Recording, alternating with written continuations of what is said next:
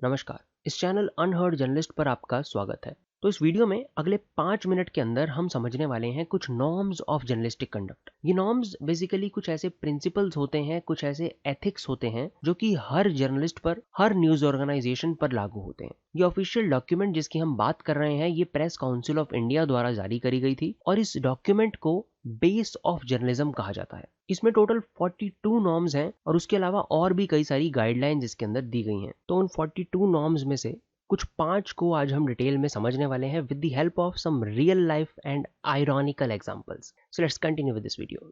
तो सबसे पहला प्रिंसिपल कहता है एक्यूरेसी एंड फेयरनेस, यानी कि हमें अपनी रिपोर्ट एक्यूरेट रखनी चाहिए और फेयर रखनी चाहिए, सही रखनी चाहिए। The press shall avoid publishing inaccurate, baseless, graceless और misleading material। हमें misleading material को publish नहीं करना चाहिए। एक जगह पर बहुत सारे नोट एक साथ पड़े रहेंगे जो कानूनी तौर पर कार्रवाई करेंगे ना उनके पास सिर्फ, बल्कि इनकम टैक्स डिपार्टमेंट में इसका सिग्नल जाएगा, क्योंकि ये सीधे सैटेलाइट की ओर सिग्नल ट्रांसमिट करेगा और वहां पर पहुंचेगा ताकि उस पैसे को निकाला जा सके, रिकवर किया जा सके। बैंकों में रहेगा, उस सिग्नल का कोई मतलब नहीं है। और 120 मीटर नीचे मिट्टी के दबा होगा तो भी पता चल जाएगा कि यहाँ पर ये 2000 का इतने दिनों से ऐसे पड़ा हुआ है। दूसरा प्रिंसिपल हमें बताता है cautions against defamatory writings. Newspaper should not publish anything which is defamatory और लिबेलियस। लिबेलियस का मतलब होता है झूठ के आधार पर किसी को बदनाम करना।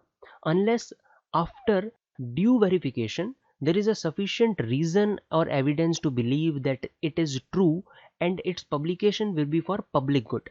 यानी कि ऐसी कोई चीज जब तक साबित नहीं हो जाती, वेरीफाई नहीं हो जाती कि ये चीजें सच हैं, उसके बारे में हमारे पास कोई एविडेंस मौजूद नहीं होता, तब तक एटलीस्ट हमें उसकी पब्लिकेशन बिल्कुल नहीं करनी चाहिए। कि ये सुपरस्टार बनते हैं लेकिन हकीकत में ये लोग देश के सबसे बड़े गद्दार।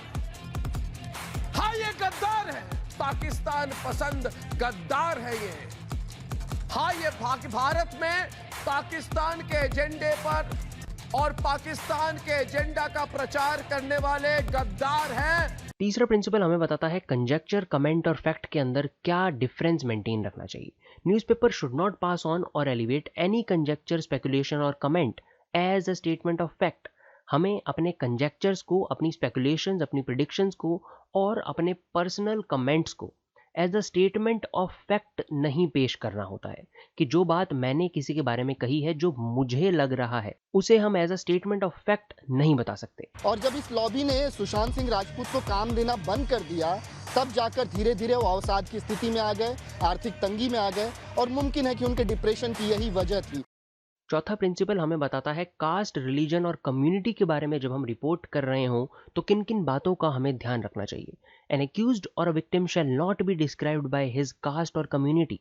हम किसी भी एक्यूज्ड, किसी भी आरोपी या किसी भी विक्टिम, किसी भी पीड़ित को उसकी कम्युनिटी या कास्ट के हिसाब से डिस्क्राइब नहीं कर सकते। It is the duty of the newspaper to ensure that tone and spirit of language of the write up is not objectionable. उसकी जो टोन है, जिस तरह से वो बात कर रहा है, जिस तरह से वो राइटअप है, उसके अंदर जो लैंग्वेज है वो ऑब्जेक्शनेबल नहीं होनी चाहिए, वो प्रोवोकेटिव नहीं होनी चाहिए और against the unity and integrity of country नहीं होनी चाहिए।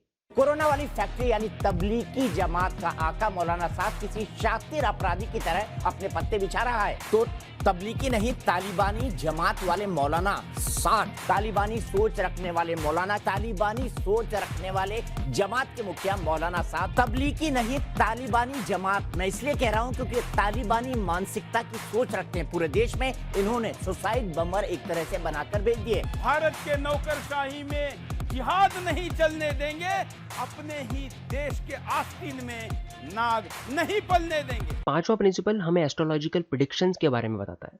The promotion of astrological prediction and superstitious practices is likely to produce an unsettling effect on the minds of readers, thus should avoid publication of astrological predictions। जब एक news organisation ऐसी astrological predictions को produce करती हैं और superstitious practices को बढ़ावा देती हैं, तो ये सब चीज़ें एक अनसेटलिंग इफेक्ट डालती हैं रीडर्स के माइंड पर। वो ऐसी सुपरस्टिशियस बातों को प्रमोट करती हैं और उनके माइंड में वो सब चीज़ें कहीं ना कहीं बैठ जाती हैं कि अगर न्यूज़ चैनल भी इस चीज़ को दिखा रहे हैं तो हो सकता है ये चीज़ सच है। तभी इस तरह के कंटेंट के लिए अलग से सोर्सेज अवेलेबल हैं जिन पर जाकर व्यूअर्स उन्हें देख सकते हैं। एक न्यूज ऑर्गेनाइजेशन को इन बातों को प्रमोट या पब्लिश नहीं करना चाहिए। आपके स्क्रीन पर हम अपना 5वां सवाल लेकर आ रहे हैं और ये बहुत अहम सवाल है और मैं चाहूंगी हमारे सभी मेहमान इस सवाल पर जवाब दें। और सवाल ये है कि 2020 क्या सितारों पर ग्रहण का साल है? So that's it from my side. Now it's all your work. अगर आपको ये वीडियो अच्छी लगी हो तो please like it and share around with all your friends. And don't forget to subscribe this channel. So thank you so much for watching and I will see you in the next video with another interesting topic.